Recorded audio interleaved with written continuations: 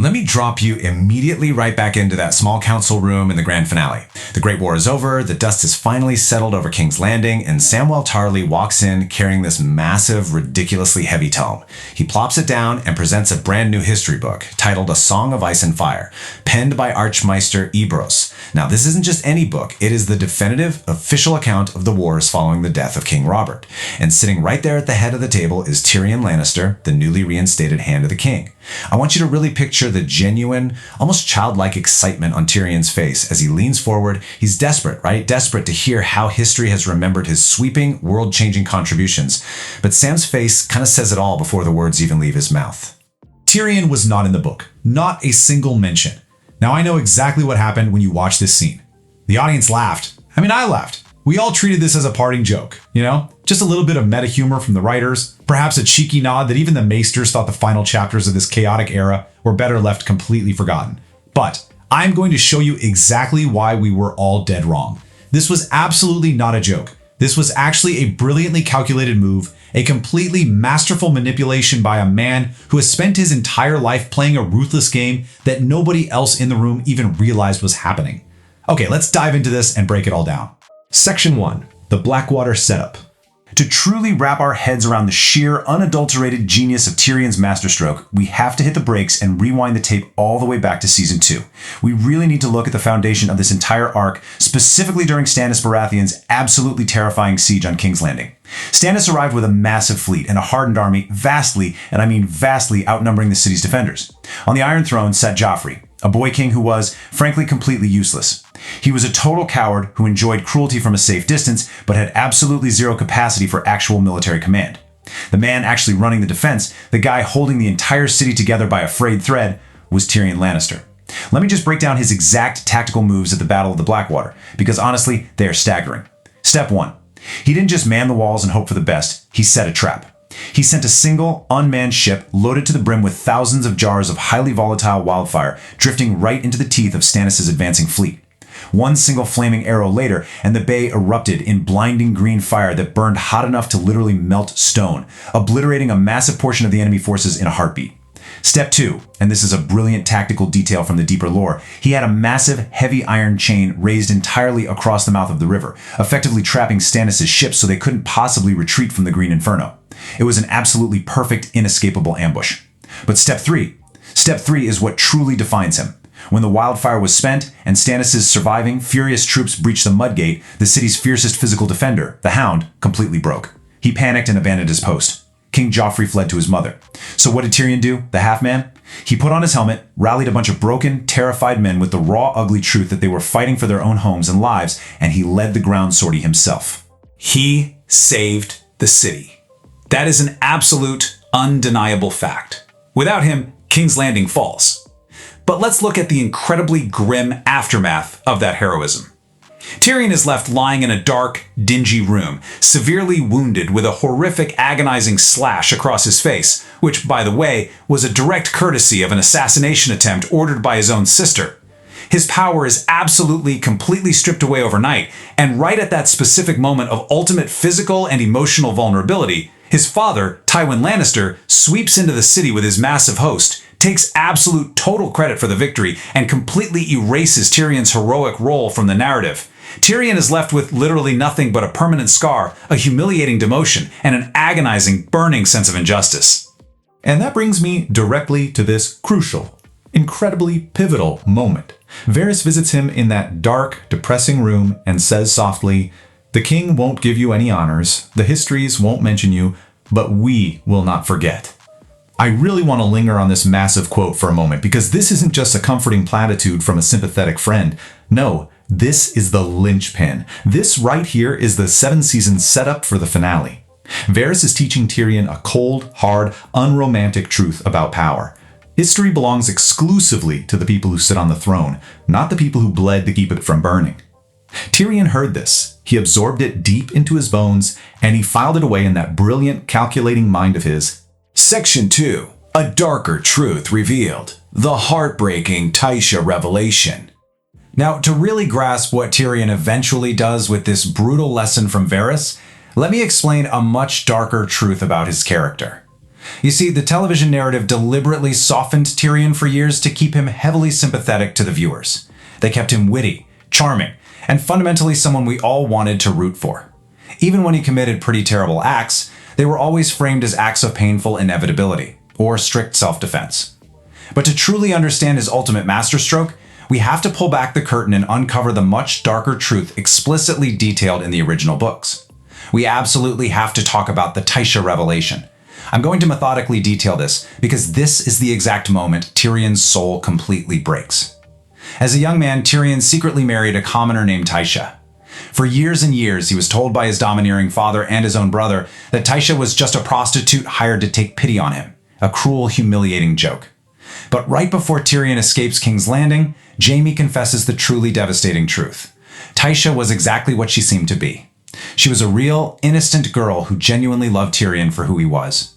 Tywin, furious that a highborn Lannister dared to marry a commoner, completely fabricated the lie about her being a prostitute, and then he forced Tyrion to watch as Lannister guards subjected her to an unspeakably brutal punishment.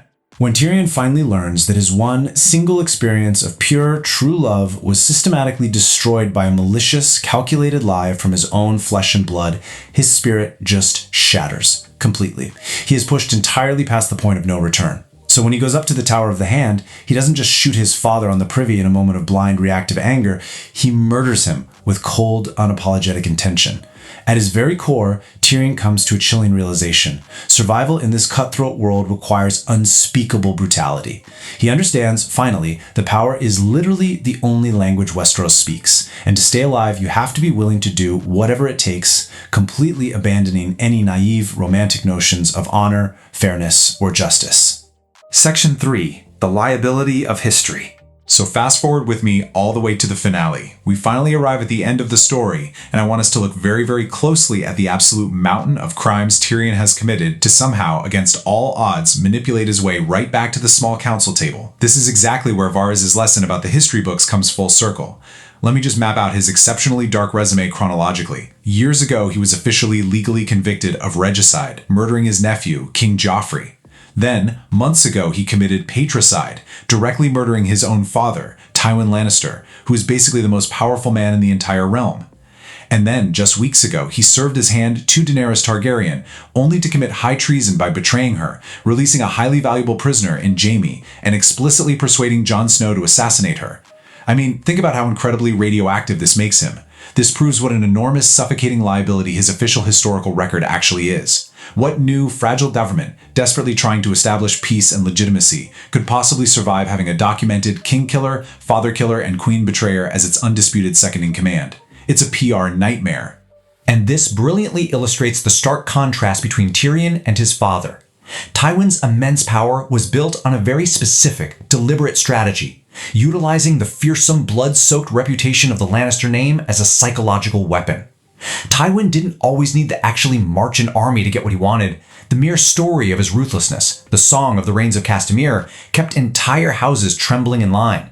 Tywin literally built an empire on a story, ensuring his terrifying deeds were permanently, loudly etched into the minds of everyone in Westeros to demand absolute obedience. But Tyrion makes a profound, brilliant philosophical shift here. He realizes that a history book that accurately and meticulously records his specific, horrific crimes isn't power at all. It is a permanent, loaded weapon for his enemies. If his true, unvarnished history is documented in the Citadel's grand tomes, every single lord who resents the new government can just point to that book and say, look at who leads us, a monster. An honest history is the absolute greatest danger to a newly appointed hand trying to quietly guide a broken, bleeding realm. He knew, with absolute certainty, that for him, a grand reputation wasn't a sword, it was a noose waiting to be tightened. Section 4. The Power of Stories. This brings me directly to Tyrion's profound, overarching understanding of what actually controls the world, which he demonstrated flawlessly right before that final council meeting during his tense trial at the Dragon Pit. I really want to deconstruct his speech at that very moment. He stands there, in chains, and says, "What unites people? Armies, gold, flags, stories. There's nothing more powerful in the world than a good story." He championed Bran the Broken to be king.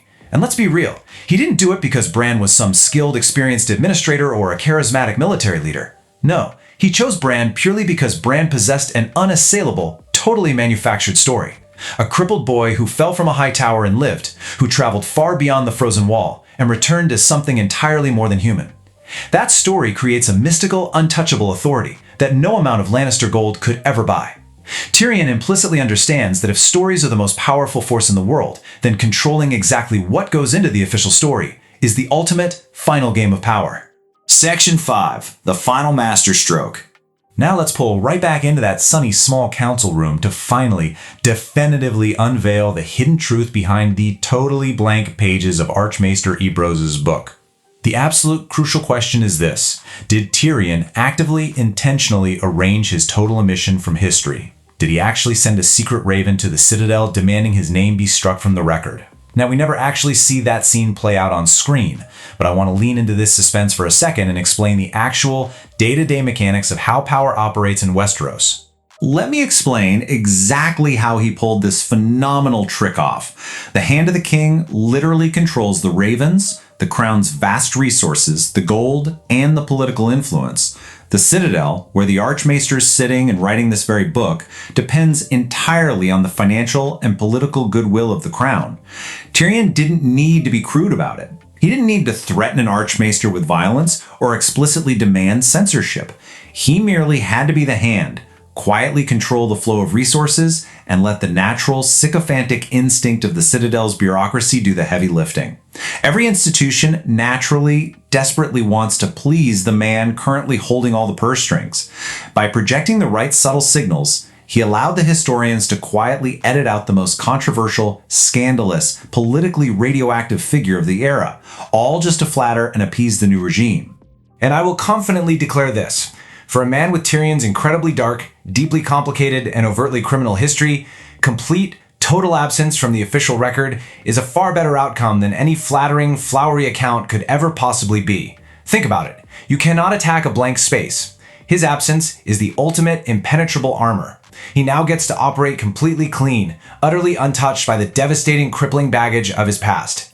He essentially deleted his own historical search history so he could just rule from the shadows without a giant painted target on his back. He didn't just survive the deadly Game of Thrones. He ensured that nobody could ever read the dark playbook he used to win it. I want to leave you with this final, deeply provocative thought to chew on. Was this incredible, sweeping 7-year thread, starting way back with Varys' quiet promise in Season 2 and ending with a completely blank page in the finale, an act of intentional structural genius by the writers? Or was it merely a happy, coincidental accident of the story's messy conclusion that just happened to perfectly, beautifully fit Tyrion's character arc? I really invite you to ponder the true intentionality behind this masterful omission. Because to me, whether by design or by accident, it remains one of the most brilliant, invisible victories we have ever seen.